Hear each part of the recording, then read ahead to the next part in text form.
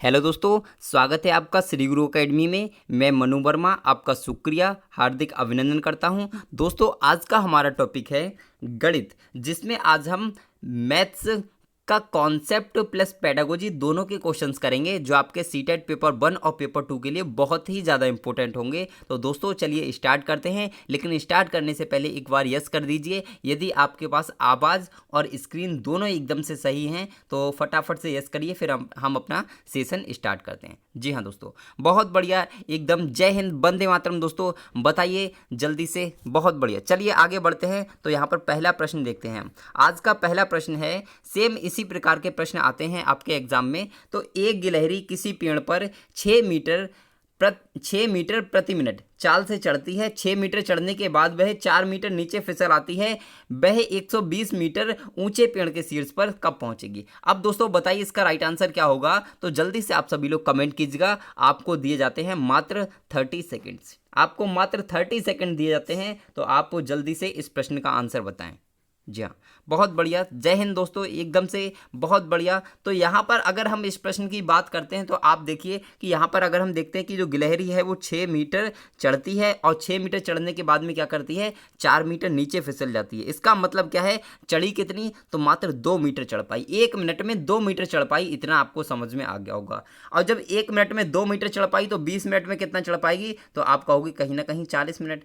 60 में कितना चढ़ पाएगी, तो आप कहोगे 120। और 158 में कितना चढ़ पाएगी, तो आप कहोगे कहीं ना कहीं 116। ठीक है, आप इतना बताओगे, यानी कि यही हो सकता है दोस्तों। ठीक है, इन्हीं में से आपका आंसर हो जाएगा। और 1 घंटा 30 मिनट में ये तो बहुत ही ज़्यादा हो जाएगा दोस्तों, आप समझ रहे हैं। ठीक है, तो यहाँ पर अगर हम बात करें तो कुछ लोगों ने यहाँ पर जो आंसर दिया है वो दिया है यहाँ पर 60। लेकिन दोस्तों इसका जो आंसर है वो 60 नहीं होगा। क्यों नहीं होगा दोस्तों, आप एक चीज़ बताइए मुझे। ठीक है, मान लीजिए ये एक पेड़ है। ठीक है, पेड़ हो या खंबा हो, ये है। ठीक है, तो यहाँ पर चढ़ेगा, यहाँ पर चढ़ेगा, यहाँ पर फिसल जाएगा, फिर चढ़ेगा, फिर फिसल जाएगा, फिर चढ़ेगा, फिर फिसल जाएगा। लेकिन जब ऊपर पहुँच जाएगा, जो आखिरी छलांग लगाएगा उसके बाद थोड़ी ना फिसलेगा यार। तो आखिरी छलांग में क्या होगा, तो आप ध्यान रखिए, यही वाला आपका राइट आंसर हो जाएगा। Option number C is right answer. कैसे, तो 57 मिनट, यानी कि 57 मिनट में चढ़ेगा। तो आप कहोगे कितना चढ़ जाएगा, 114 मीटर। 114 मीटर चढ़ जाएगा। और जब वो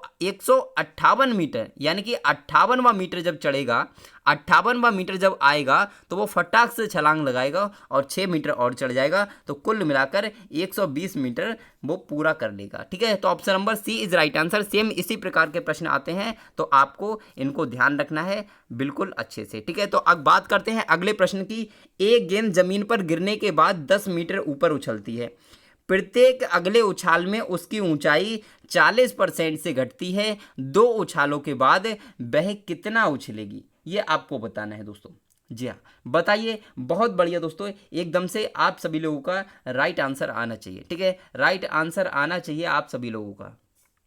जी हाँ, बताइए दोस्तों राइट आंसर क्या हो सकता है, जल्दी से कमेंट करें। 30 सेकेंड आपको दिए जाते हैं।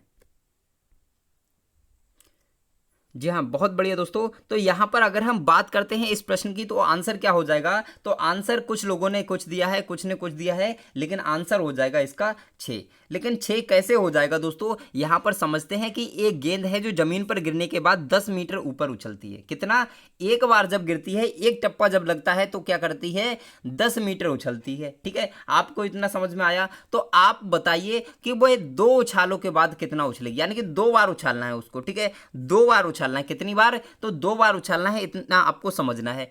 और उसमें आपको पता है कि 40% की क्या हो जाती है, घटोत्तरी हो जाती है। ठीक है, यानी कि 40% घट जाता है, तो आप इसका परसेंट लगा देंगे। बस सिंपल, आपने इतना कर दिया, आपका आंसर आ गया। अब बताइए, इस जीरो से ये जीरो काट देंगे, ये जीरो से ये जीरो काट देंगे। अब क्या बचेगा, इधर 10 बचेगा, इधर 4 बचेगा, और कितना बचेगा, इधर 6 बचेगा।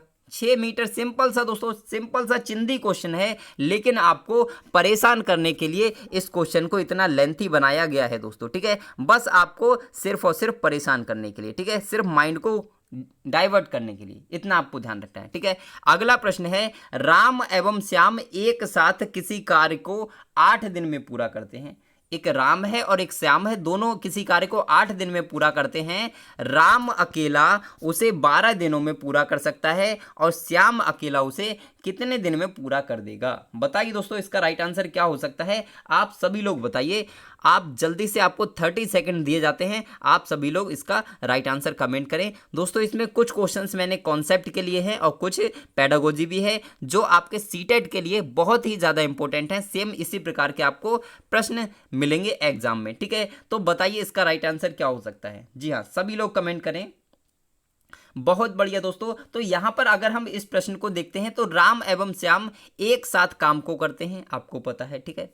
तो यहां पर अगर हम देखें, एक साइड में मान लेते हैं राम, ठीक है? राम क्या करता है? तो राम अकेला उसे, एक मिनट रुकिए, राम एवं श्याम एक साथ किसी कार्य को 8 दिनों में पूरा करते हैं। जी हाँ, बिल्कुल सही है। राम और श्याम, देखिए राम और श्याम दोनों अगर हम बात करें तो एक काम है। काम कौन सा है? एक है मान लीजिए, और उसे हम 8 दिन में पूरा कर लेते हैं दोनों मिलकर, ठीक है? अगर हम एक की बात करें, ठीक है, एक की बात करें, यानी कि राम की बात करें कि राम कितने दिन में पूरा कर लेता है, तो आप कहो राम कर लेता है 12 दिन में पूरा, ठीक है? इतना समझ में आया ना? अगर इतना समझ में आया तो बस आपका क्वेश्चन बन गया।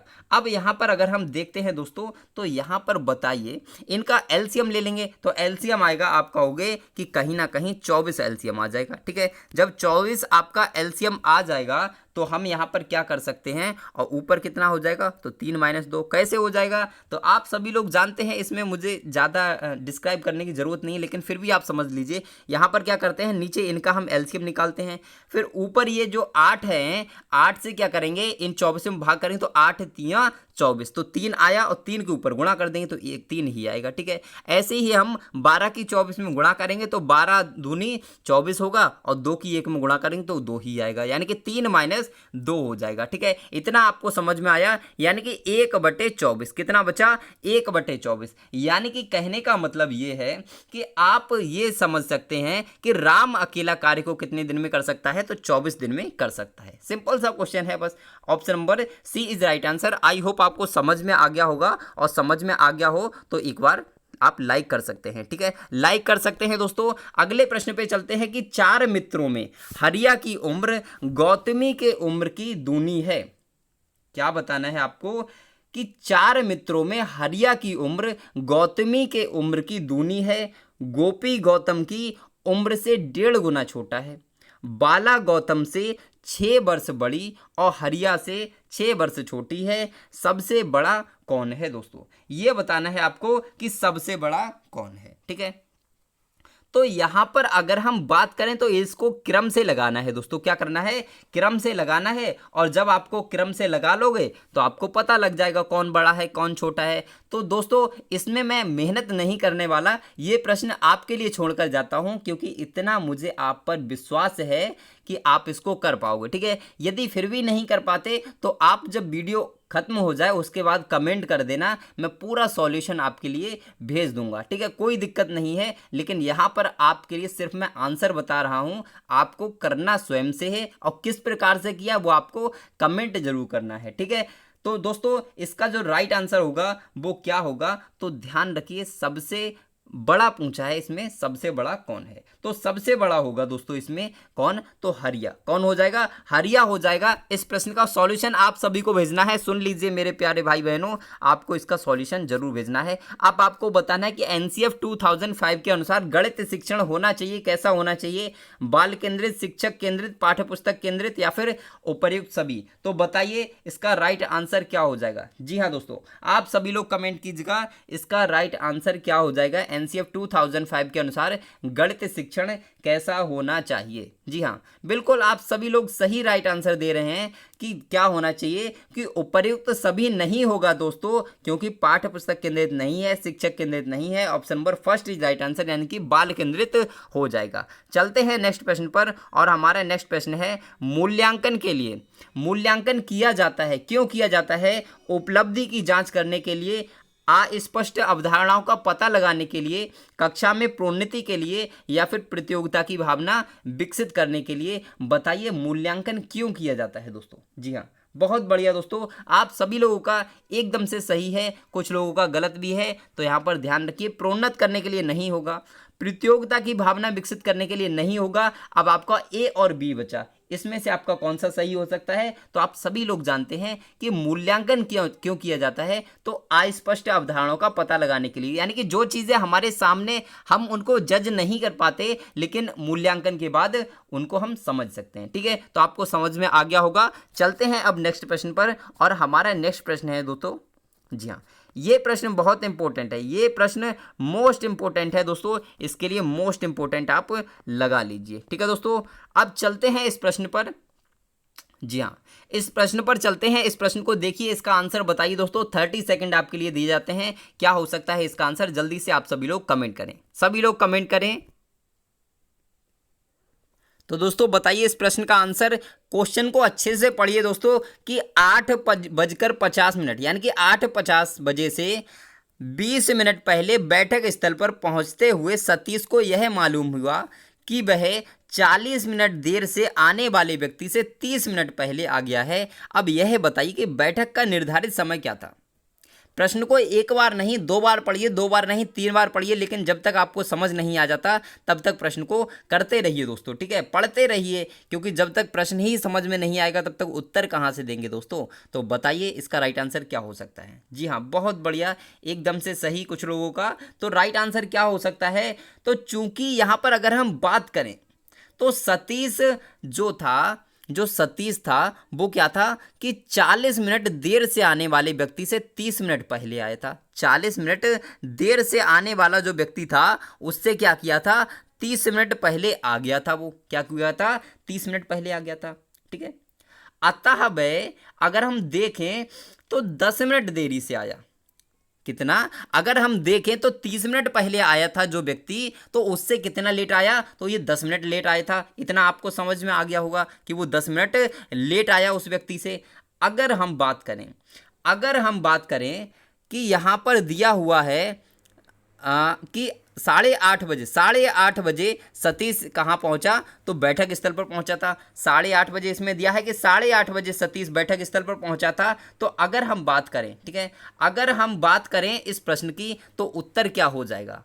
अब बताइए दोस्तों, इतना हिंट देने के बाद भी अगर आपको समझ में नहीं आया तो बताइए। ठीक है, जी हाँ, बताइए दोस्तों कि इसका आंसर क्या हो सकता है। इसका आंसर क्या हो सकता है, बताइए दोस्तों।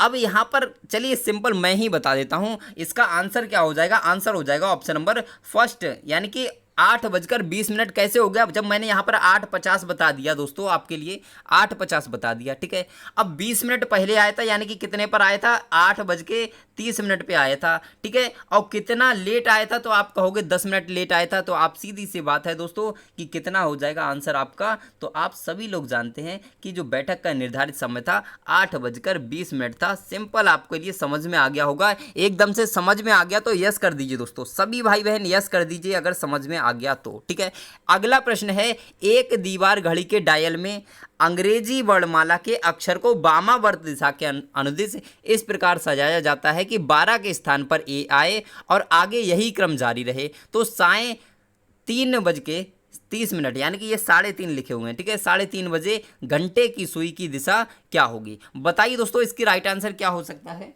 जी हाँ, 30 सेकंड आपके लिए दिए जाते हैं इसका राइट आंसर बताने के लिए। आप सभी लोग इसका राइट आंसर कमेंट करें, क्या हो सकता है। सभी भाई बहन कमेंट करें राइट आंसर। बहुत सिंपल क्वेश्चन है, अगर आपको थोड़ा सा इसका मेथड पता होगा तो आप कर सकते हैं। ठीक है, वामावर्त अगर आपके लिए पता है तो आप इसके लिए कर सकते हैं। बिल्कुल दोस्तों, हम आपके लिए इसका क्वेश्चन को सॉल्व कराते हैं। तो मान लीजिए ये है आपकी एक घड़ी। ठीक है, ये घड़ी है, इधर आप जानते हैं इस प्रकार से होता है। इधर क्या होते हैं आप कहते हैं ना, यहाँ क्या होते हैं? 12 होते हैं, आप जानते हो। ठीक है, तो 12 की जगह पे क्या लिख लेना है? ए लिख लेना है। ठीक है, इतना आपको जानना चाहिए। ठीक है, और क्या करना है? वामावर्त दिशा में कैसे घूमना है दोस्तों? वामावर्त दिशा में घूमना है, आपको पता है। तो वामावर्त दिशा क्या होती है? तो ध्यान रखिए, इधर से घूमना है, इधर से घूमना स्टार्ट करना है इधर के लिए, ऐसे समझ लीजिए आप। ठीक है, सिंपल लैंग्वेज में इस तरीके से समझ लीजिए। ठीक है, तो यहाँ पर ए आ जाएगा और यहाँ पर क्या हो जाएगा? बी, यहाँ पर सी, यहाँ पर डी, और ये ई, और ये एफ, ये वाली क्या हो जाएगी? ये वाली आपकी जी हो जाएगी, ये एच हो जाएगा, और ये आई, और ये जे, के, और एल। यहाँ तक आपको ये हो गया होगा, ठीक है। अब पूछा है कि 3:30 बजे, तो ये रहा आपका 3 वाला और ये रहा 4 वाला, तो इसके बीच में क्या है, तो आई और जे के बीच में है। तो आई और जे के बीच में कौन सा है, तो आप सभी लोग जानते हैं ऑप्शन नंबर फर्स्ट है, आई और जे के बीच में। एकदम से सही दोस्तों, option number first is right answer. आपको समझ में आ गया होगा। तो चलते हैं नेक्स्ट प्रश्न पर, और हमारा नेक्स्ट प्रश्न है, बच्चों के वर्गीकरण और कक्षा उन्नति के लिए निम्न में से कौन सा मूल्यांकन अति आवश्यक है। व्यापक मूल्यांकन, सतत मूल्यांकन, मनोवैज्ञानिक मूल्यांकन या फिर व्यक्तित्व मूल्यांकन। बताइए इस प्रश्न का आंसर क्या हो सकता है। सभी भाई बहन कमेंट करें तो बिल्कुल सही है। आप सभी लोगों का ध्यान रखें दोस्तों, इस प्रश्न का जो उत्तर हो जाएगा वो हो जाएगा व्यापक मूल्यांकन, ठीक है। व्यापक मूल्यांकन हो जाएगा, एकदम से सही दोस्तों, एकदम से। जय हिंद, वंदे मातरम दोस्तों। अगला प्रश्न बहुत ही इंपॉर्टेंट, ठीक है। मूल्यांकन एक ऐसी प्रक्रिया है जिससे सही ढंग से किसी वस्तु का मापन किया जा सकता है। निम्नलिखित में से यह कथन किसका है दोस्तों, बताना है। गुड्स का, डांडेकर का, स्किनर का या पियाजे का। बताइए दोस्तों इसका राइट आंसर क्या हो सकता है। जी हाँ, राइट आंसर क्या हो सकता है। यह प्रश्न मैंने एक बार कराया भी है, यदि आपने देखा होगा तो आप इस प्रश्न को कर सकते हैं। तो मूल्यांकन एक ऐसी प्रक्रिया है जिससे सही ढंग से किसी वस्तु का मापन किया जा सकता है। यह कथन आपका गुड्स का है, एकदम से सही दोस्तों। Option number first is right answer. चलते हैं नेक्स्ट प्रश्न पर, और हमारा नेक्स्ट प्रश्न है, दशमलवों के प्रत्येक जोड़ों में से कौन सा दशमलव सबसे छोटा है। ये आपको बताना है। 3.1, 31.05, 31.05। ये कैसे डबल हो गया यार, ये कैसे डबल हो गया, एक सेकेंड रुकिए। जी हाँ, यहाँ पर चलिए कोई बात नहीं है, यहाँ पर 31.06 कर लेते हैं, ठीक है। 06 कर लेते हैं, यहाँ पर 3.8 कर लेते हैं। अब बताइए कि इसमें सबसे छोटा कौन सा है। तो आप सभी लोग जानते हैं, इसको तो कोई दिक्कत ही नहीं होनी चाहिए। Option number first is right answer, क्योंकि इधर तो आपने देखा है 3 है, ठीक है, 3 है और इधर 31 है, तो बस सीधी सी बात है। 3 के बाद आप बताइए इधर 1 है, ठीक है, और इधर आपको पता है 8 है, तो 1 वाला कम होगा या 8 वाला कम होगा, तो आप सीधे से जानते हैं, यानी कि option number first is right answer. कोई दिक्कत ही नहीं होनी चाहिए, इस प्रकार का भी प्रश्न आ जाता है, तो आप ध्यान रखिए। अगला प्रश्न है, एक अध्यापक अपनी कक्षा में छात्रों को त्रिभुज की रचना संबंधी प्रश्न हल करवाता है। वह कक्षा में किस क्षेत्र से संबंधित शिक्षण कर रहा है, यह आपको बताना है। मापन संबंधी, मूल्यांकन संबंधी, अधिगम संबंधी या फिर सांख्य विधि संबंधी। बताइए इस प्रश्न का राइट आंसर क्या हो सकता है दोस्तों। जी हाँ, सभी लोग कमेंट करें कि इस प्रश्न का उत्तर क्या हो सकता है। सभी भाई बहन कमेंट करें एकदम से। जी हाँ, बहुत बढ़िया दोस्तों, बहुत बढ़िया। आपका आंसर एकदम से सही भी आ रहा है, कुछ लोगों का, कुछ का गलत भी आ रहा है। कोई बात नहीं है, अगर यहाँ पर गलत होता है कोई दिक्कत नहीं है, पर एग्जाम टाइम में गलत नहीं होना चाहिए। इसका आंसर क्या हो जाएगा, तो आप सभी लोग जानते हैं कहीं ना कहीं इसका आंसर क्या होगा, मापन संबंधी, ठीक है। मापन संबंधी शिक्षण कर रहा है दोस्तों, ठीक है, ध्यान रखिए, क्योंकि त्रिभुज की माप ही की जाती है। अगला प्रश्न है, छात्रों की शैक्षिक उपलब्धियों का पता लगाने का सर्वोत्तम तरीका क्या है। मापन, मूल्यांकन, लिखित या फिर इनमें से कोई नहीं। तो बताइए इस प्रश्न का उत्तर क्या हो सकता है। इस प्रश्न का उत्तर क्या हो सकता है कि यदि हमें उपलब्धियों का पता लगाना है तो मापन हो सकता है, मूल्यांकन हो सकता है, लिखित या इनमें से कोई नहीं। आप सभी लोग जानते हैं मूल्यांकन के द्वारा उपलब्धियों का पता लगाते हैं, यानी कि option number B is right answer, एकदम से सही हो जाएगा। और दोस्तों अगर प्रश्न अच्छा लगा हो ना तो आप बताइए कि हाँ वाकई में सर मज़ा आ गया, ठीक है, तो कहिए उसके बाद कि हाँ अच्छा लगा दोस्तों, ठीक है। अब बताइए इस प्रश्न को करिए कि कक्षा में छात्रों को गणित विषय के प्रति प्रेरित करने के लिए निम्नलिखित बात का ध्यान रखना चाहिए। किस बात का। छात्रों से कठिन अभ्यास करवाना चाहिए, सभी छात्रों को समान रूप से शिक्षा देनी चाहिए, छात्रों में आत्मविश्वास की भावना का विकास करना चाहिए, या फिर छात्रों के हल की गई समस्याओं से अधिक कमी निकालना चाहिए। तो बताइए इस प्रश्न का उत्तर क्या हो जाता है। तो गलत किसी का भी नहीं होना चाहिए इस प्रश्न को, क्योंकि सिंपल प्रश्न है ये वाला।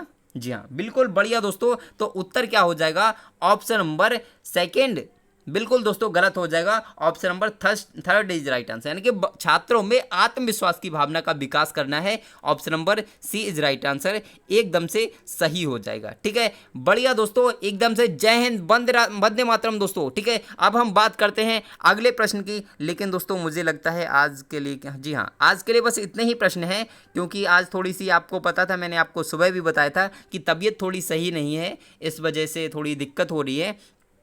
तो आप टेंशन ना लें, आपके लिए मैं फिर भी जितनी कोशिश हो सकेगी करूँगा, और बहुत जल्द हो सकता है कल ही ठीक हो जाऊँ, तो उसके बाद तो आपको पता है बहुत अच्छे से करूँगा, ठीक है। तो आपको टेंशन नहीं लेना है बिल्कुल भी। और दोस्तों, बिल्कुल दोस्तों, अगर आपको मेरी मेहनत अच्छी लगी हो तो एक बार लाइक कर दीजिए, चैनल को सब्सक्राइब कर लीजिए यदि आपको वीडियो पसंद आया हो तो, ठीक है। तो दोस्तों, आज के लिए बस इतना ही, फिर मिलते हैं एक नेक्स्ट वीडियो में नेक्स्ट टॉपिक के साथ। तब तक के लिए खुश रहिए, मस्त रहिए, मुस्कुराते रहिए और दोस्तों पढ़ते रहिए। तो चलिए, बाय बाय दोस्तों।